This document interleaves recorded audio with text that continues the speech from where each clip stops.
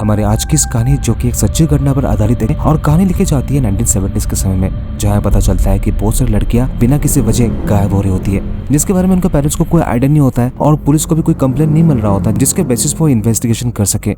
ये पता चलता है कि जो कोई भी ये सब कर रहा होता है वो बेसिकली उन लड़कियों को टारगेट करता है जो एम्बिशियस होती है और अकेले रहती है, जिसके अपने फैमिली के साथ कोई कांटेक्ट नहीं होता है। इन सब के बारे में वो रिसर्च करता है, फिर इन लड़कियों को टारगेट करता है। कौन होता है सब कुछ करने वाला, जानेंगे आज की इस कहानी में। तो अगर आप चैनल पर नए हैं, आप चैनल को जरूर सब्सक्राइब करके आगे बढ़िएगा। चलिए बढ़ते हैं आज की इस कहानी की तरफ। कहानी की शुरुआत में एक लड़की को दिखाया जाता है जिसका नाम है सारा, जो कि पहाड़ी की चोटी पर किसी के साथ आई हुई थी और जिसके साथ वो यहाँ पे आई हुई थी वो उसका फोटोज और वीडियोस को खींच रहा होता है, जहाँ वो अपने बारे में कुछ बता रही होती है। लेकिन अचानक सारा बताते बताते वो रोने लगती है, जहाँ वो बताती है कि वो अपने बॉयफ्रेंड के साथ बहुत सारे सपने देखे हुए थे लेकिन असल में सिर्फ उसे धोखा मिला है। उसका बॉयफ्रेंड, जिसके लिए उसने अपने पेरेंट्स से भी फाइट किया था, उसे छोड़कर किसी और से शादी कर लिया, जिसके बाद वो पूरी तरह से डिप्रेस हो चुकी थी, ना अपना करियर या फिर पढ़ाई पे वो कभी फोकस कर पाई।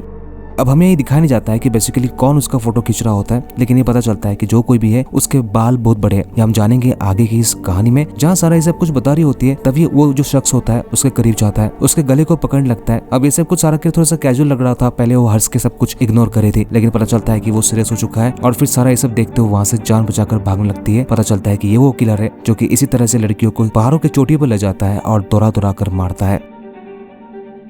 अब कहानी शिफ्ट होकर शर्ल को दिखाया जाता है, जो कि एक्ट्रेस बनना चाहती थी और इसलिए वो लॉस एंजलिस आई हुई थी और इसके लिए कई तरह के ऑडिशंस दे रही होती है। लेकिन जब भी वो ऑडिशंस देने जाती है, मूवी के प्रोड्यूसर बस उसे ये पूछता है वो कितना खुल सकती है या फिर कितना अपने आप को एक्सपोज कर सकती है। अब ये सब बिल्कुल शर्ल को पसंद नहीं होता है और ना कर देती है, जिसके लिए वो डिप्रेस दिख रही होती है और फिर घर वापस आ जाती है।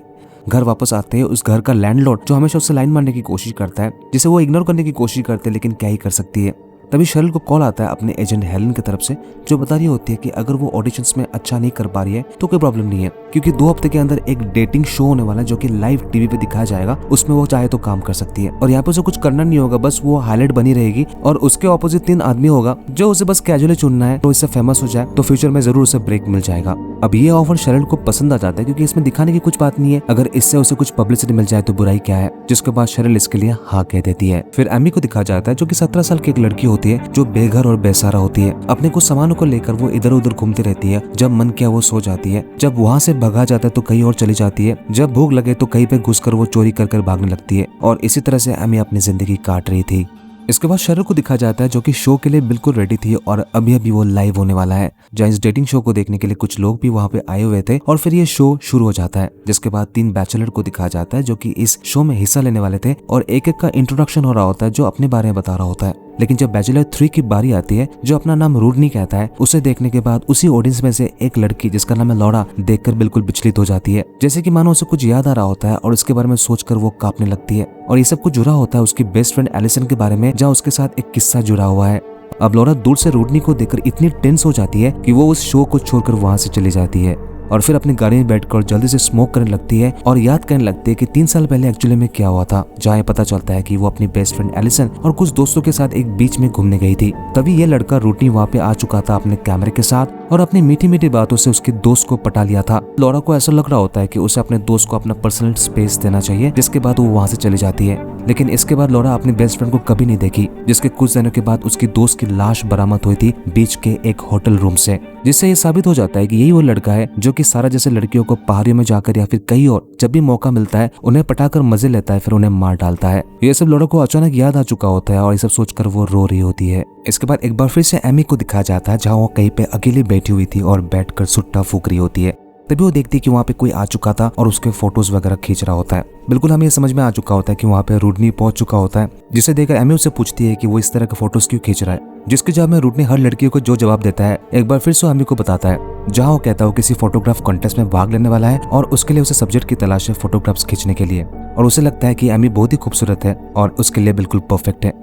अब एक 17 साल की लड़की इतनी मीठी मीठी बातें सुनेगी तो कैसे ना कर सकती है, क्योंकि किसी भी लड़कियों को आइडिया नहीं होता वो कैसे लड़कियों को मैनिपुलेट करता है और जाहिर सी बात है एमी हाँ कह देती है। इसके बाद रूडनी से रिक्वेस्ट करता है कि अगर अच्छी फोटोज खींचनी हो तो उसे पहाड़ की तरफ जाना होगा। अब इसके लिए भी एमी राजी हो जाती है। वापस उस शो को दिखाया जाता है, जहाँ ये शो अब खत्म होने वाला है, क्योंकि शर्ली डिसाइड करने वाली होती है कि 3 बैचलर में से वो किसे चुनने वाली है। अब जाहिर सी बात है यहाँ कौन विनर बन सकता है, क्योंकि रूटनी अपने जवाबों का जादू शेरिल के ऊपर चला दिया होता है और इसके बाद शेरिल डिसाइड कर लेती है कि वो रूटनी को चुनने वाली है और इसके बाद दोनों को विनर घोषित कर दिया जाता है, जहाँ तालियों से उन्हें कॉन्ग्रेचुलेट किया जा रहा था। शो खत्म होने के बाद शेरिल बाहर निकल जाती है और घर जा रही होती है। तभी रूटनी उसे बुला लेता है और कहता है कि जब हम मिल चुके हैं तो इस रिलेशन को थोड़ा सा आगे बढ़ाना चाहिए और शेरिल से रिक्वेस्ट करता है कल कहीं रेस्टोरेंट में जाकर बातें करने के लिए। अब शेरिल ये सुनने के बाद थोड़ा सा नर्वस दिख रही थी, लेकिन वो हाँ कह देती है। दूसरी तरफ एमी को दिखा जाता है जहाँ वो रूटनी के साथ बहुत मजे से घूम रही होती है पहाड़ी की तरफ जाने के लिए, लेकिन शायद एमी को कोई आइडिया नहीं होता कि अब उसके साथ क्या होने वाला है।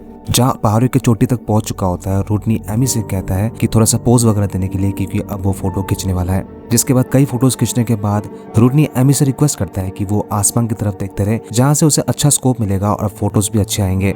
अब इसी पोज में एमी खड़ी होती है और उसे रूटनी की तरफ से कोई आवाज भी नहीं आ रहा होता है। एमी कह रही होती है क्या उसने फोटो खींच लिया, लेकिन तब अचानक रूटनी एमी के ऊपर हमला करता है। अब गानी शिफ्ट होकर उस रेस्टोरेंट को दिखा जाता है जहाँ रूटनी और शेरिल मिलते हैं। यहाँ पे रूटनी शेरिल को इम्प्रेस करने के लिए बहुत सारे ऐसे मीठी मीठी वही बातें कर रहा होता है, लेकिन शेरिल उन लड़कियों में से नहीं होता है कि कोई कुछ भी कह देगा उससे इम्प्रेस हो जाएगी। वो काफी स्मार्ट लड़की होती है, जहाँ वो रूटनी को पूरी तरह से परख रही होती है और हंस के ऐसे जवाब दे रही होती है जैसे कि वो रूटनी की हर बातों को एक्सेप्ट करता है। बट बिल्कुल ऐसा नहीं था, क्योंकि इसी दौरान शेरिल रूटनी को एक नेगेटिव वाला जवाब दे देता है, जिससे रूटनी को बहुत बुरा लगता है और वह अचानक खामोश हो जाता है।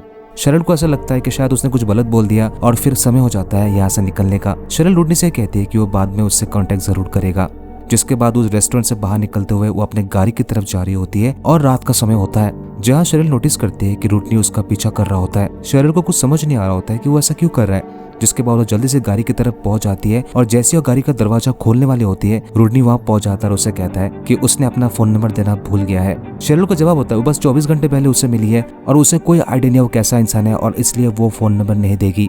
जिससे रूटनी को गुस्सा आ रहा होता है और इससे पहले वो कुछ करे तभी पास के थिएटर से कुछ आदमी निकल रहे होते हैं और जिसे देखकर रूटनी डर जाता है और वो शेरिल को छोड़ देता है। जिसके बाद शेरिल जल्दी से गाड़ी के अंदर जाकर वो रोते हुए वहां से निकल जाती है और डिसाइड करती है कि वो इस शहर को छोड़ देगी। इसके बाद लौड़ा को दिखा जाता है जहाँ वो फाइनल डिसाइड कर लेती है कि वो इसके बारे में पुलिस में जाकर कंप्लेन कराएगी। जैसे वो पुलिस स्टेशन के अंदर जाती है और होमिसाइड डिपार्टमेंट में जाकर वो कंप्लेन दर्ज कराना चाहती है, लेकिन पुलिस वाला का कहना होता है कि उन्हें कोई ऐसा कंप्लेन दर्ज हुआ ही नहीं जिसके बारे में वो इन्वेस्टिगेट शुरू कर सके। लौड़ा का कहना होता है कि उसे पता है कि उसके दोस्त को किसने मारा और वो कंप्लेन लिखाना चाहती है, लेकिन पुलिस 3 साल पहले घटना के बारे में कोई कंप्लेन दर्ज नहीं करता, जिससे लौड़ा गुस्सा होकर वो पुलिस वाले से कहती है अपना काम ढंग से करने के लिए। दूसरी तरफ शेरिल को दिखाया जाता है जहां वो फाइनल डिसाइड कर चुकी होती है कि इस शहर को छोड़ देगी और कभी वापस नहीं आएगी और इसलिए अपना सारा सामान ट्रक में उठाती है और फिर हमेशा के लिए यहाँ से चली जाती है। अब कहानी शिफ्ट होकर एमी को दिखाया जाता है जहाँ उसे धीरे धीरे होश आ रहा होता है, जहाँ हमें ये दिखा जाता है उसके सर पे कई चोटें थे और इसके साथ उसके हाथ पैर बंधे हुए थे और पैंट आधी खुली हुई थी, जहाँ बिल्कुल ये समझ में आ जाता है कि रूटनी ने एमी के साथ क्या किया था। अब एमी के साथ जो कुछ भी हुआ उसे देखकर वो चिल्ला नहीं रही थी, बल्कि वो कुछ सोचती है। जहाँ देखती है कि रूटनी पास में रो रहा होता है, जैसे कि उसे रिग्रेट हो रहा होता है कि उसने ये सब कुछ एमी के साथ क्यों किया। लेकिन इसके बाद रूटनी से कहता है कि उसने उसके साथ जो कुछ भी किया वो प्रॉमिस करे कि इसके बारे में वो किसी को नहीं बताएगा, क्योंकि लोग आजकल बहुत जजमेंटल हो जाते हैं। अब रूटनी को थोड़ा सा अजीब लग रहा होता है, जैसे कि वो देखता है कि एमी कोई हेल्प नहीं मांग रही होती है, उल्टा उसके साथ कोऑपरेट कर रही थी।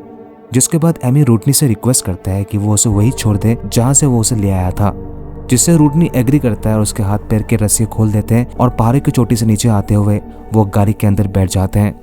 जहाँ रूटनी एमी से माफी मांग रहा होता है, कहता है कि उसने जो कुछ उसके साथ किया इसके लिए वो सॉरी बोलना चाहता है। अब यहाँ पे एमी का जवाब होता है कोई बात नहीं, सब कुछ चलता है। अब एमी के इतने कैजुअल जवाब से रूटनी काफी खुश होता है और कहता है कि वो उसे घर छोड़ देगा। जिसके बाद वो गाड़ी चलाकर एक पेट्रोल पंप के पास रुकता है और एमी से कहता है कि वो सुसु ब्रेक लेके आ रहा है। और इसके बाद रूटनी अंदर चला जाता है और जब मूत के वापस आता है तो रूटनी देखकर बिल्कुल चौंक जाता है कि वहाँ पे उसकी गाड़ी तो खड़ी थी, लेकिन एमी वहाँ से भाग चुकी थी।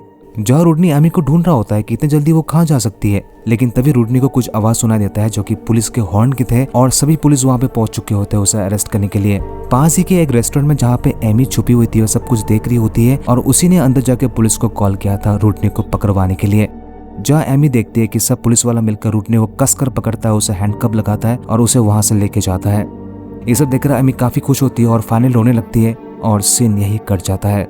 मूवी के अंत में कुछ इन्फॉर्मेशन दिखाया जाता है जहाँ ये पता चलता है कि रूटनी के ऊपर कई साल केस चले और उसके ऊपर कम से कम 8 लड़कियों को मारने का जुर्म था। इसके साथ ही पुलिस का कहना होता है कि उसने कुछ 130 लड़कियों को मारा होगा जिसका कोई सबूत नहीं है। ये दिखाते हुए इस मूवी का एंड यही हो जाता है।